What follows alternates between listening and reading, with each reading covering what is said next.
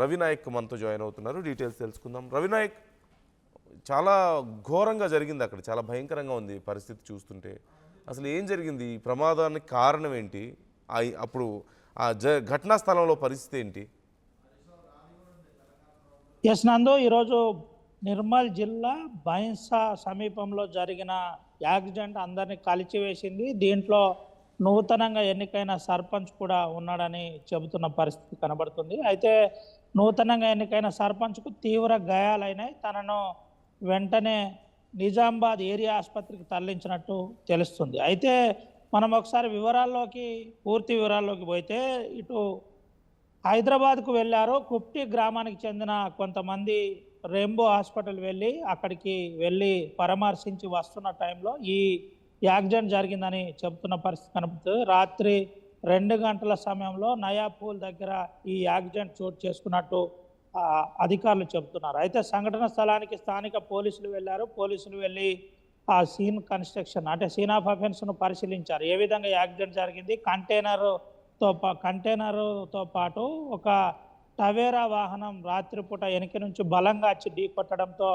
అక్కడే 4 చనిపోయిన పరిస్థితి. దాంట్లో 6గురిలో చనిపోయిన వారు 4గా గుర్తించారు. వారిని వెంటనే తీవ్ర గాయాలైన వారిని ఏరియా ఆసుపత్రి నుంచి నిజామాబాద్కు మెరుగైన వైద్యానికి అందించిన పరిస్థితి కనబడితే, ఆ రాత్రిపూట ఇది నిద్రలోనే జరిగిందా, లేదంటే ఇతరత్ర కారణాలు ఏదైనా ఉన్నాయా, డ్రంక్ అండ్ డ్రైవ్ ఏమన్నా జరిగిందా, అసలు ఏంటి అనే కోణంలో కూడా పరిశీలిస్తున్నారు. చనిపోయిన దాంట్లో ఒక అపన్నతో పాటు వికాస్, అదేవిధంగా పటేల్తో పాటు మరొకరు ఉన్నట్టు చెబుతున్న పరిస్థితి కనబడుతుంది. మొత్తానికి నిర్మల్ జిల్లా బైన్సా సమీపంలో జరిగిన యాక్సిడెంట్, నయాపూల్ దగ్గర జరిగిన యాక్సిడెంట్ ఏదైతుందో జిల్లాలో అందరినీ కలిచివేసింది. ఒక రకంగా కంటతడి పెట్టిస్తున్న పరిస్థితి. ఇటు నిర్మల్ జిల్లా కుబీర్ మండలం కుప్టి గ్రామంలో విషాద ఛాయలు చోటు చేసుకున్నాయని చెప్పుకోవచ్చు. నందు, ఇప్పుడు మరి పోలీసులు ఏమంటున్నారు ఈ కేసుకు సంబంధించి?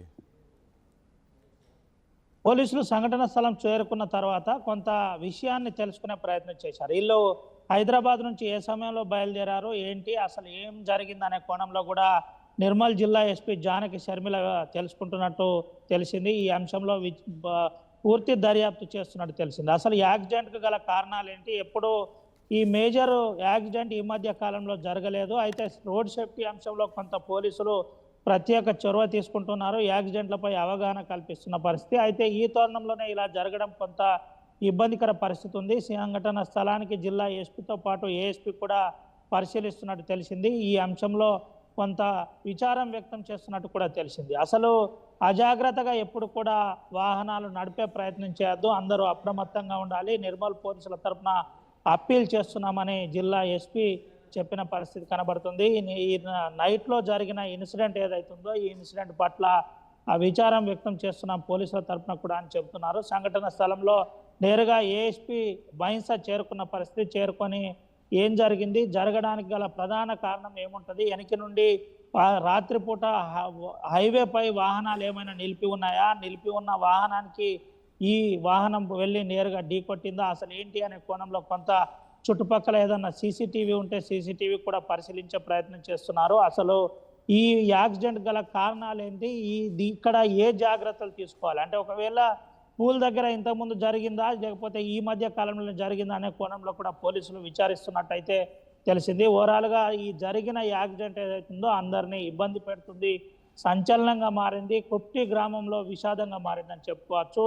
నూతనంగా ఎన్నికైన సర్పంచ్కు నిజామాబాద్ హాస్పిటల్లో మెరుగైన వైద్యం కోసం తీసుకెళ్లిన పరిస్థితి కనబడుతుంది.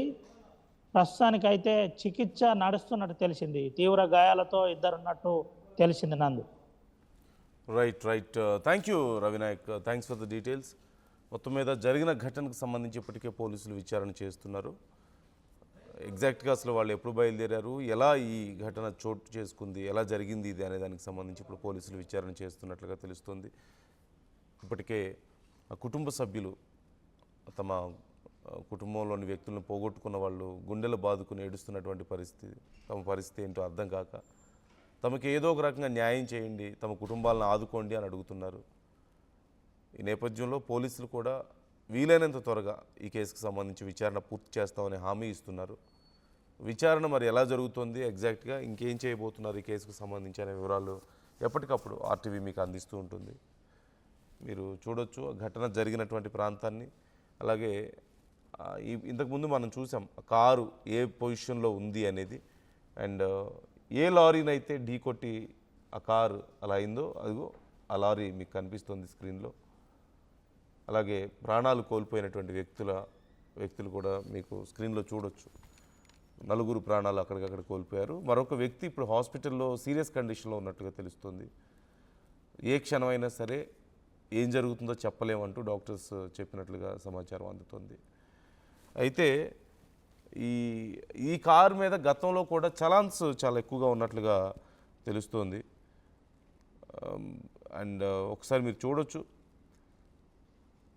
120 స్పీడ్ కంటే ఎక్కువగా వెళ్ళడంతో గతంలో కూడా చలాన్స్ పడినట్లుగా మనకు కనపడుతుంది. ఒకసారి డ్రైవింగ్ లైసెన్స్ లేకపోవడం, మరొకసారి రాంగ్ ఆర్ అనాథరైజ్డ్ పార్కింగ్ వల్ల, మరొకసారి ఓవర్ స్పీడింగ్ డేంజరస్ డ్రైవింగ్ వల్ల ఈ వెహికల్ మీద చలాన్ పడ్డటువంటి పరిస్థితి ఉంది. 120 కంటే ఎక్కువ స్పీడ్ వెళ్ళడం వల్ల ఈ చలాన్ పడ్డది. సో గతంలో కూడా కొన్ని లైసెన్స్ లేకపోవడం ఒకటి, మరోవైపు రాంగ్ ఆర్ అనాథరైజ్డ్ పార్కింగ్, మరోవైపు ఓవర్ స్పీడింగ్. సో అన్ని రకాల చలాన్స్ కూడా ఈ వెహికల్ మీద ఉండడాన్ని మీరు చూడొచ్చు, మనం అబ్జర్వ్ చేయొచ్చు. సో కొంత నిర్లక్ష్యం అనేది కనిపిస్తుంది వెహికల్ విషయంలో. అట్ ది సేమ్ టైం ఇప్పుడు మరొకసారి ఒక భారీ నష్టానికి దారితీసినటువంటి పరిస్థితి.